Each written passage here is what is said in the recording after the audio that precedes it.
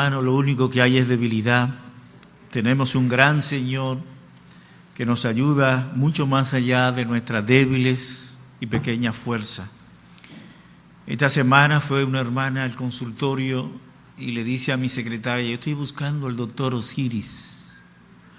Y ella le dice: aquí no trabaja ningún doctor Osiris.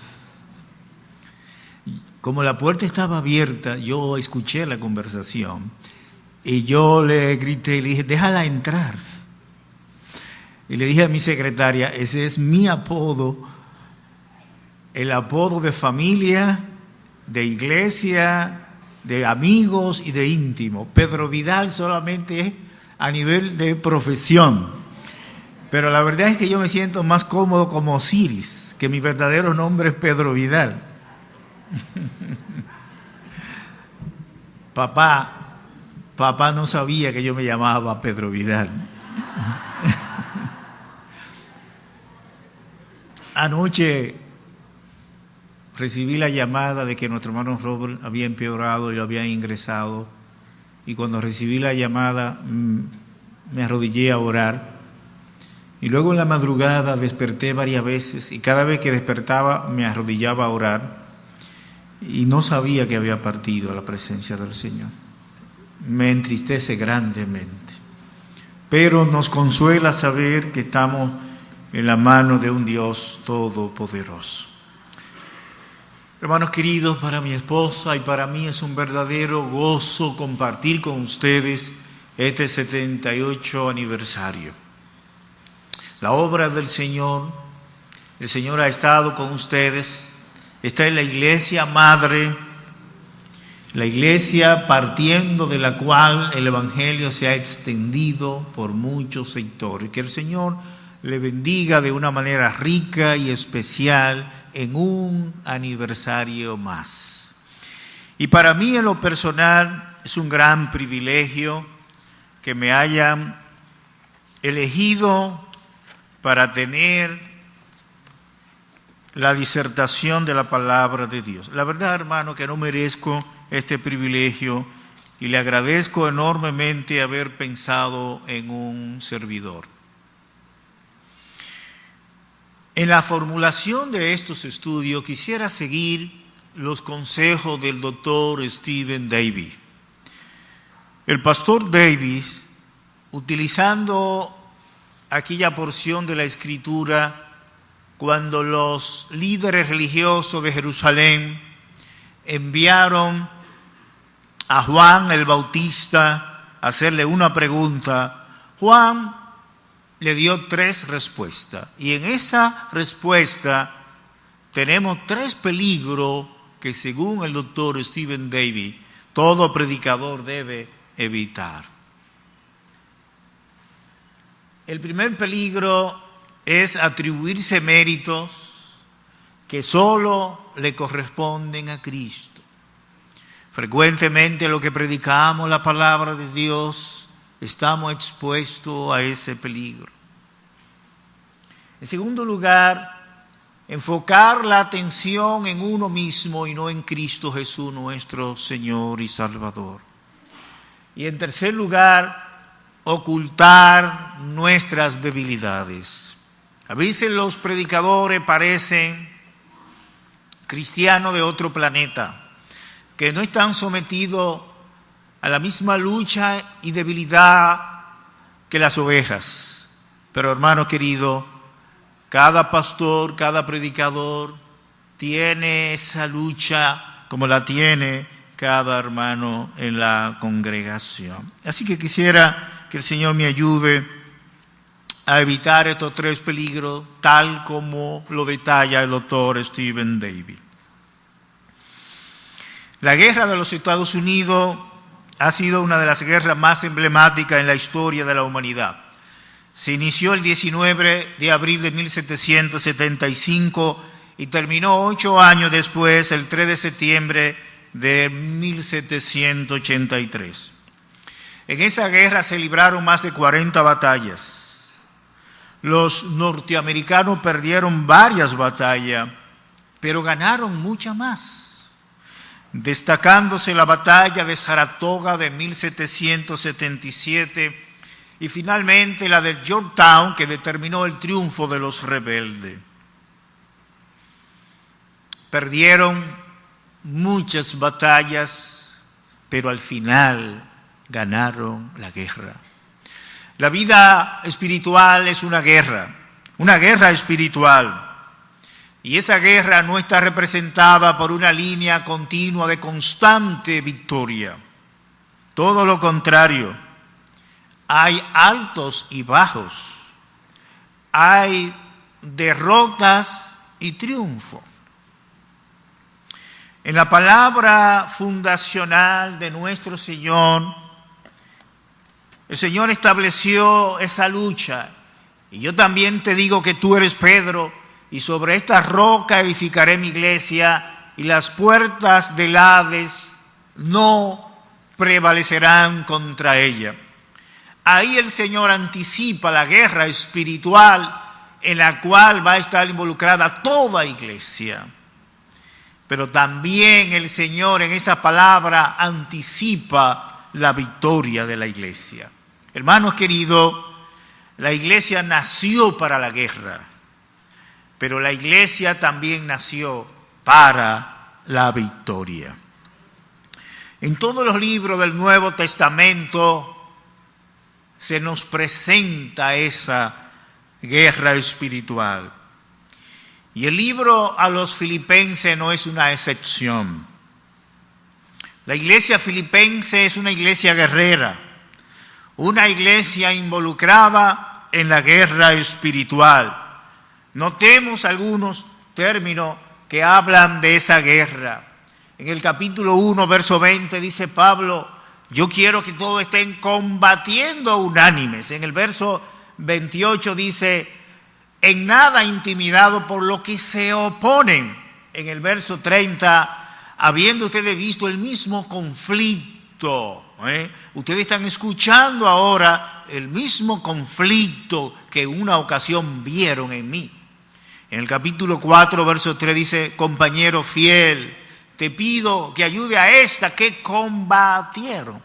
Así que la idea de guerra fluye a través de todas las páginas de este libro a los filipenses. Lo que yo quisiera, comenzando desde hoy hasta el domingo, tener una serie de estudios sobre la iglesia victoriosa basada en este libro a los filipenses. Tengamos una oración.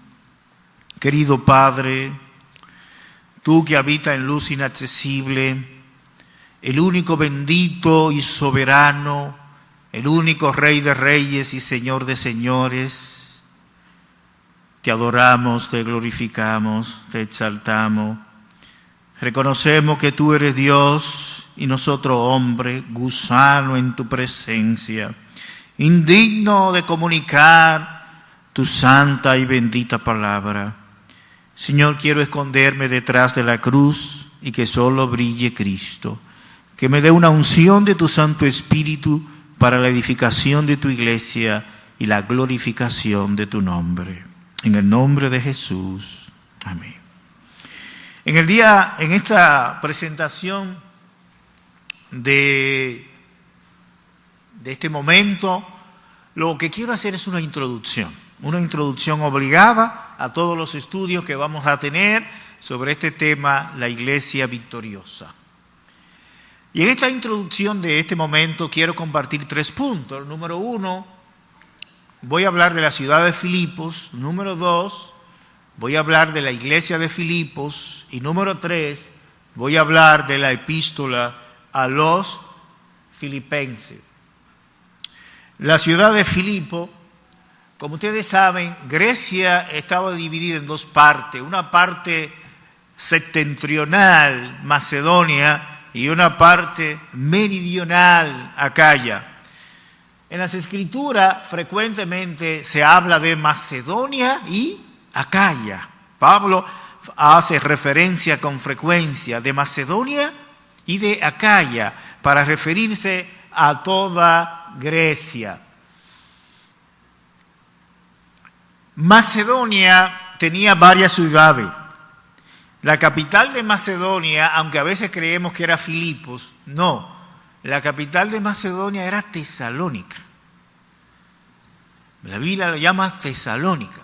En la historia secular, Tesalónica se conoce más por Tesalia o por Salónica, la moderna Salónica. Así que Filipos no era la capital de Macedonia, sino Tesalónica. Ahora, Filipos era una ciudad muy importante de Macedonia. El nombre original de Filipo era Crenides y pertenecía a Tracia. Bueno, pertenecía a Tracia, en la parte de arriba, más arriba donde está el señalamiento. Pero en el año 360 antes de Cristo fue conquistada por Felipe II, el padre de Alejandro Magno. Y le cambió el nombre de Crenide y le puso Filipos, que significa la ciudad de Felipe. Felipe se interesó en esta ciudad debido a las minas de oro que tenía. Tenía muchas minas de oro. Pero también a la ubicación estratégica de Filipos, porque estaba en el camino de lo que posteriormente los romanos llamaron la Vía Ignacia, de tal manera que Filipo era la puerta de entrada al continente asiático y al continente europeo. Esa ubicación estratégica llamó la atención de Felipe e hizo que éste la conquistara.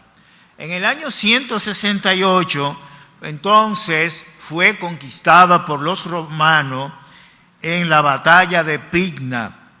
Y en el año 167 antes de Cristo, Emilio Paulo dividió a Macedonia en 4 distritos. Filipo fue incluido en el primer de esos distritos. Ahora, la gran importancia de Filipos desde el punto de vista histórico se produjo en el año 42, en lo que se llamó la batalla de Filipo. Ustedes recordarán que Julio César había sido asesinado en el año 44 antes de Cristo, y eso desató una guerra civil en Roma. Por un lado estaba Marco Antonio y Cayo Octavio, el sobrino nieto de Julio César. Se enfrentaron a Bruto y a Casio. Después de 2 años de lucha civil, se enfrentaron ambos ejércitos en Filipos, en lo que se llamó la batalla de Filipo. Marco Antonio y Octavio derrotaron a Bruto y a Casio. Ahí terminó la historia de Roma como república y comenzó la historia de Roma como imperio. Fue una fecha verdaderamente histórica. En el año 31 antes de Cristo, Octavio, que ya era Augusto César, el mismo Augusto César del tiempo en que nació el Señor Jesús, se enfrentó a Marco Antonio y Cleopatra en la batalla naval de Asio, y ahí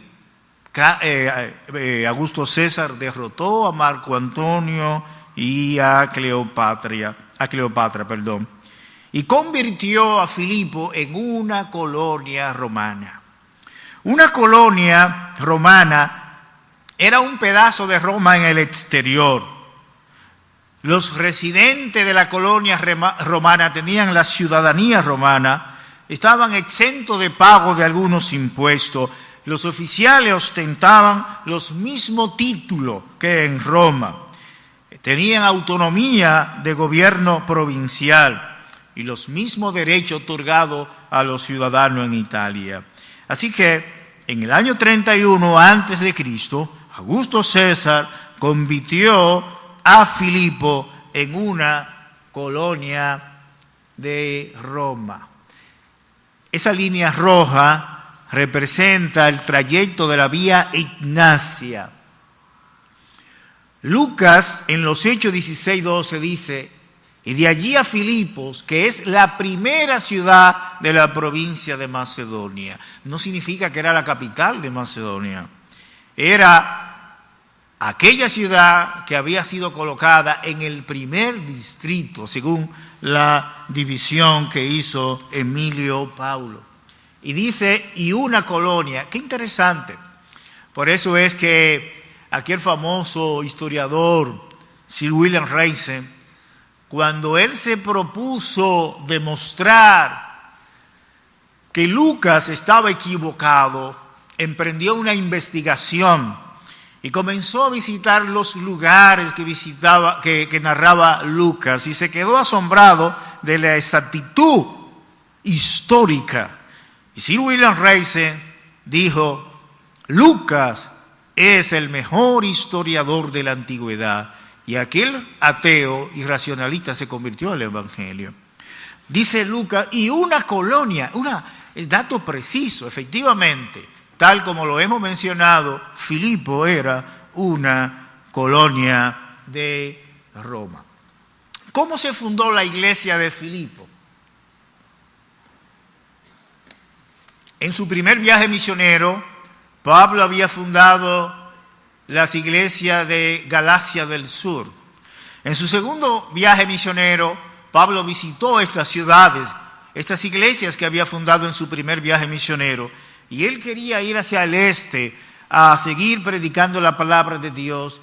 Y dice que atravesando Frigia y la provincia de Galacia, le fue prohibido por el Espíritu Santo hablar la palabra en Asia. El verso 7 dice, y cuando llegaron a Misia, intentaron ir a Bitinia, al norte de Asia Menor, pero el Espíritu no se lo permitió. Muchas veces encontrar la voluntad de Dios para nosotros no está fácil. Aquí está el más grande de los apóstoles, con un deseo en su corazón, y el Espíritu Santo cerrándole puerta para guiarle a lo que era su verdadera voluntad. Hermanos queridos, no tratemos de abrir la puerta que el Santo Espíritu de Dios cierra en nuestra vida. Aunque algunas religiones niegan que el Espíritu Santo es una persona, pero aquí tenemos una de tanta evidencia que el Espíritu Santo es una persona. El Espíritu Santo no es una fuerza. El Espíritu Santo tiene sentimiento, inteligencia y voluntad. El Espíritu Santo le prohibió. Una fuerza no puede hacer eso. Así que el Espíritu Santo, con su voluntad, está dirigiendo a los misioneros. Entonces, Pablo llega a Troas con sus compañeros, Silas y Timoteo. Y mientras está en Troas, tiene una tremenda visión. Un varón macedonio le dice, pasa acá y ayúdanos. Ahora, hay algo extraño. Este capítulo 16, verso 10 de los Hechos, marca un cambio en la narración. Noten ustedes, cuando vio la visión, enseguida procuramos. Por primera vez aparece la primera persona del plural en la narración del libro de los Hechos, lo que indica que el escritor ahora es un testigo ocular, que el escritor ahora participa de los hechos que está narrando. Noten ustedes, cuando vio Pablo la visión, enseguida procuramos, no solamente Pablo, Silas y Timoteo, procuramos, incluido el autor, el escritor, partir para Macedonia, dando por cierto que Dios no solamente a ellos, a mí también, nos llamaba para que le anunciásemos el Evangelio, no solo para que ellos lo anuncien, para que yo con ellos también anuncie el Evangelio. Así que a partir de ahí Lucas se inserta al grupo misionero. A partir de ahí Lucas va a acompañar a Pablo en sus viajes misioneros. Ahora,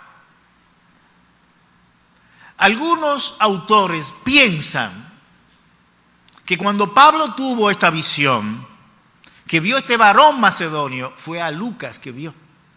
Lucas era de Filipo. Yo me pregunto, ¿cómo fue que Pablo y Lucas se conectaron tan rápido en Troas? Yo estimo que Lucas vivía en Troas, pero ¿cómo fue que se conectaron tan rápido? Es una especulación, no estoy diciendo que eso sea verdad, pero hay posibilidad de que ese varón macedonio que Pablo vio en la visión fuera el mismo Lucas. Bueno, ahí se le añade Lucas a los misioneros. Están en Troas, ¿verdad? Troas era el principal puerto noroccidental de Asia Menor en el mar Egeo, y de ahí viajan entonces hasta Neápolis. Neápolis era el puerto de Filipo y era el punto terminal de la vía Ignacia. Así que llegan a Neápolis y de Neápolis entonces caminan hacia Filipo, hacia el norte.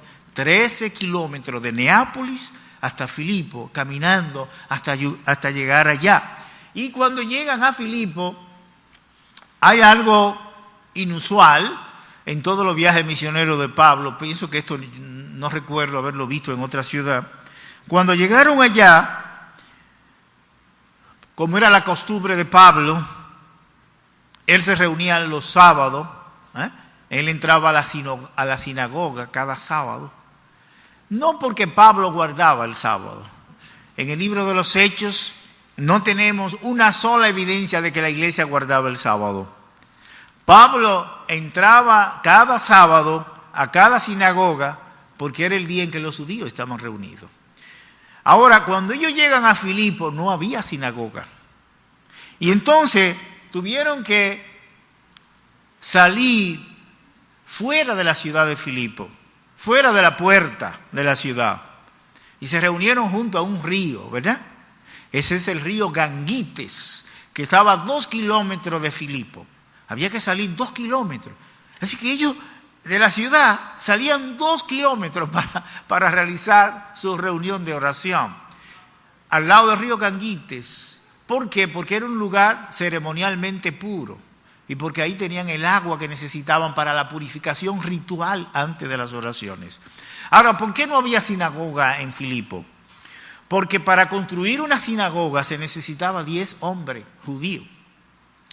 La comunidad judía era pequeña ahí en Filipo, no habían 10 hombres. Y como no habían 10 hombres, no había sinagoga.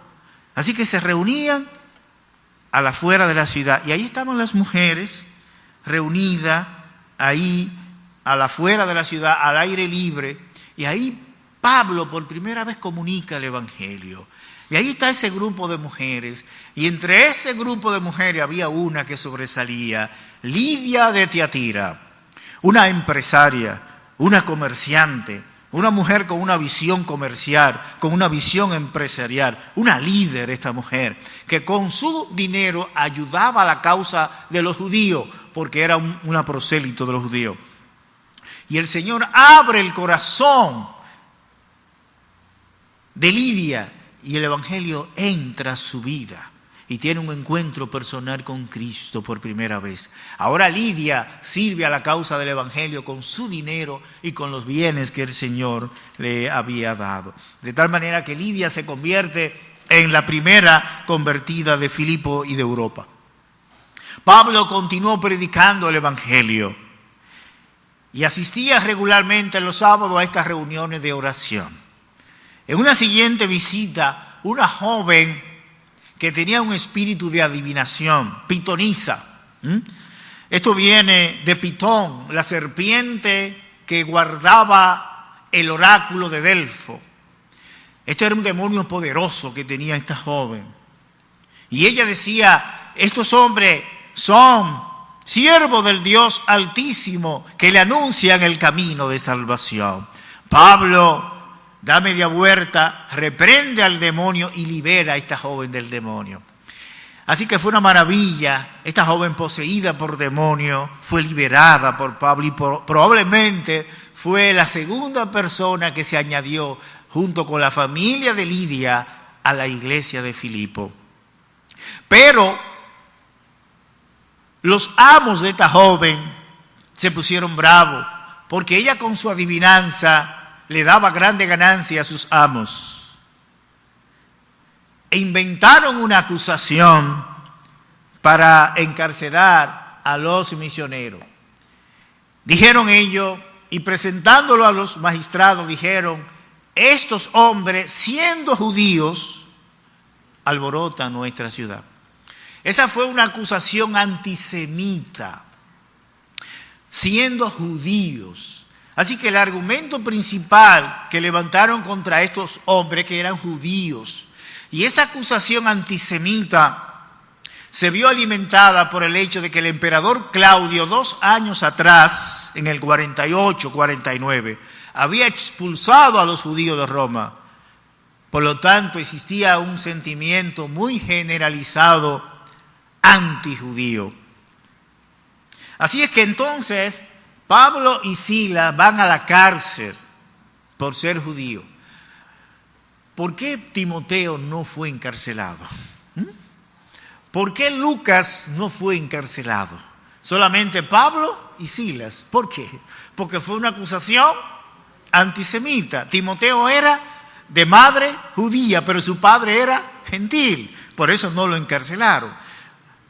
Lucas era gentil. Así que de los 4 misioneros solamente encarcelaron a Pablo y a Silas porque eran judíos. Y fue una acusación antisemita la que hicieron contra ellos. Ahora, hermanos queridos, una de las cosas que no entendemos es cómo muchas veces haciendo la obra del Señor tenemos que sufrir por la obra del Señor. Mientras estaba en Puerto Plata, ahora en el mes de diciembre, tuve muchas cosas que hacer y no me dio tiempo a pelarme y me fui así bastante peludo a Puerto Plata. Cuando llego allá digo, ¿dónde hay un peluquero aquí? Entonces me dice, hay un buen peluquero en tal parte.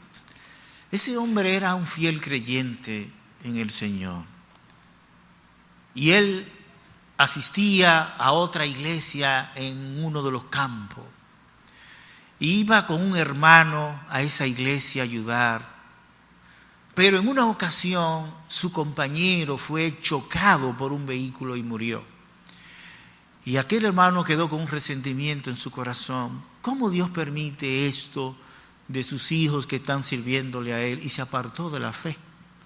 Bueno, ciertamente hay cosas que a uno le duelen y cosas que no entendemos, ¿verdad?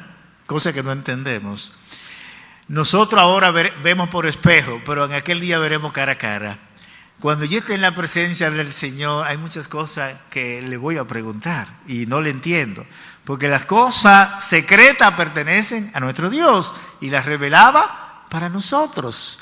Bueno, aquí están los misioneros, van a esta ciudad a llevar la buena nueva de salvación en Cristo Jesús y de repente ahora están encarcelados, azotados con vara, colocados en la cárcel más segura y los pies asegurados con un cepo que producía grande dolor y calambre. Pero Pablo no atinó a quejarse, ni a lamentarse. Él lo único que hizo fue orar a Dios, alabar y cantar himno a su Creador soberano. Y Dios respondió a la alabanza de su siervo. Vino un terremoto que abrieron las cárceles y que motivó la conversión del carcelero. Y el carcelero fue el tercer creyente junto con su familia que se agregó a la ciudad de Filipo, el tercer creyente. Así que ahí quedó constituida la iglesia de Filipo, un comienzo pequeño. Cuando Pablo fue a Corinto, cuando fue a Éfeso, miles recibieron a Cristo. La iglesia de Filipo tuvo un comienzo pequeño, un comienzo modesto. Ahora, Pablo sale de Filipo y cuando sale de Filipo, él deja encargado a Lucas de la naciente iglesia. Así que Pablo salió con Silas y Timoteo y dejó a Lucas encargado de pastorear la naciente iglesia de Filipo. Entonces, él regresó más o menos 5 años después, al final de su tercer viaje misionero, regresó a Filipo. Esta era una iglesia que él amaba mucho. Y luego, 3 meses después, entonces volvió de nuevo a la iglesia de Filipo. Tenía una gran relación Pablo y la iglesia de Filipo. Y después entonces recoge a Lucas, ¿verdad? 3 meses después, cuando regresa a Filipo, entonces recoge a Lucas y entonces se reúnen todos en Troas y ahí entonces ya Pablo regresa a Jerusalén. Hay otra visita que Pablo hizo a Filipos, según se relata en Lucas, en 1 de Timoteo 1:3. Lo cierto es que hubo una relación muy íntima entre Pablo y esta iglesia de Filipo. ¿Cómo se escribió la epístola a los filipenses? Bueno, lo primero que tenemos que preguntarnos, ¿dónde se escribió? Obviamente que Pablo estaba en la prisión cuando escribió la epístola. Fíjense como dice aquí, y en mis prisiones, ¿verdad? Con mis prisiones, a mis prisiones. Así que Pablo estaba preso cuando escribió la epístola a los filipenses. No hay duda, estaba preso. Ahora, la gran pregunta es, ¿dónde estaba Pablo preso cuando escribió esta epístola? Porque Pablo sufrió varios encarcelamientos. El primero, como dijimos, fue en Filipo, ¿verdad? Obviamente no pudo haber sido ahí donde él escribió. Pero también Pablo estuvo preso en Jerusalén y también estuvo preso en Cesarea Marítima. Estuvo preso. Pero el encarcelamiento que más conocemos de Pablo es de Roma. Yo me adhiero a la opinión tradicional que dice que Pablo escribió esta epístola desde Roma en su encarcelamiento en el año 60 después de Cristo. Algunos dicen que Pablo escribió esta epístola desde Éfeso. Hay una serie de razones que argumentan, ¿verdad? Hay una serie de razones. Yo no quiero argumentar esas razones. Tal vez el elemento más contrario que tiene a esta teoría es que no hay evidencia del encarcelamiento de Pablo en Éfeso. Así que yo me quedo con la opinión de que fue en Roma. La escribió entre el año 61, 62, 63. ¿Y por qué la escribió? ¿Con qué propósito escribió Pablo esta epístola? En primer lugar, agradecer las ofrendas recibidas. Hermano, la iglesia de Filipo fue la iglesia que estuvo más atenta a Pablo. Ninguna iglesia. Dice Pablo, sin embargo, bien insiste en participar conmigo en mi tribulación. Ninguna iglesia participó conmigo en razón de dar y recibir, sino ustedes solos. Esta iglesia estaba muy atenta a Pablo y le envió ofrenda una y otra vez.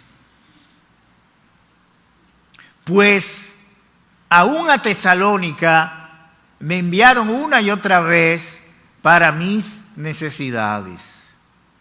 Pero todo lo he recibido y tengo abundancia. Estoy lleno, habiendo recibido de Epafrodito lo que enviasteis, olor fragante, sacrificio acepto, agradable a Dios. Pablo ahora está preso en Roma. Y los hermanos de Filipo se enteraron de que Pablo estaba preso. Entonces lo primero que hicieron fue reunir una ofrenda. Y no solamente reunieron una ofrenda, escogieron a alguien especial, Epafrodito, seguidor de Afrodita. Pero ahora ya Epafrodito no sigue a Afrodita, ahora sigue a Cristo Jesús. Se quedó con su nombre antiguo, Epafrodito. Ahora él tiene todo ese amor hacia los creyentes en Cristo Jesús. Y la iglesia lo selecciona a él para que lleve este donativo a Roma, a Pablo que está preso en Roma. Pero también envía a Epafrodito como una ofrenda para Pablo, para que le sirva allá en Roma. Y entonces Pablo escribe para agradecerle a ellos toda la ofrenda recibida y la presencia de Epafrodito sirviéndole a él. Primer propósito de por qué Pablo escribe esta epístola, para agradecer las ofrendas que había recibido. En segundo lugar, Pablo escribe esta epístola para informarle de sus circunstancias. Él está preso en Roma y los hermanos de Filipo están preocupados. Pero este siervo de Dios, ¿cómo este siervo de Dios está preso? Y Pablo le escribe para que ellos no se preocupen, para que ellos no piensen que su encarcelamiento ha sido una causa de merma en el Evangelio. Él dice, yo quiero que ustedes sepan, hermanos, que las cosas que me han sucedido han redundado más bien para el progreso del Evangelio. Y es verdad, como humanos que somos, a veces las calamidades de los demás nos impactan a nosotros y comenzamos a preguntarnos, ¿por qué, Señor? Entonces, él escribe con ese segundo propósito. En tercer lugar, él le escribe para comunicarle su propósito de enviarle a Timoteo. Él iba a enviar a Timoteo. Y antes de que Timoteo llegara, él quiere que ellos sepan por qué lo envía. En cuarto lugar, él le escribe para explicarle el motivo por el cual enviaba de regreso a Epafrodito. No es porque yo no esté contento, no. Yo agradezco que ustedes me hayan enviado a Epafrodito. Yo se los regreso a ustedes por esta razón. Y le escribe con ese propósito. Finalmente, Pablo escribe para darle algunas palabras de exhortación, porque había algunos conflictos en la iglesia que él quería resolver. Ahora, amados hermanos, hay un texto tremendo que tiene que servir de mucho ánimo para nosotros. Pablo dice, hermanos queridos de Filipo, estamos persuadidos de esto, que el que comenzó en vosotros la buena obra, la perfeccionará hasta el día de Jesucristo. Los hermanos de Filipo estaban pasando por problemas que son los problemas que han pasado la iglesia a través de toda su historia. Son los problemas del individualismo, el problema de la deserción, el problema de la división, el problema del humanismo, del secularismo, el problema de la persecución, el problema de las rivalidades. Pero Pablo dice, yo quiero que ustedes sepan, hermano, que el que comenzó en vosotros la buena obra, la perfeccionará hasta el día de Jesucristo. En ese texto, Pablo primero nos da una visión al pasado.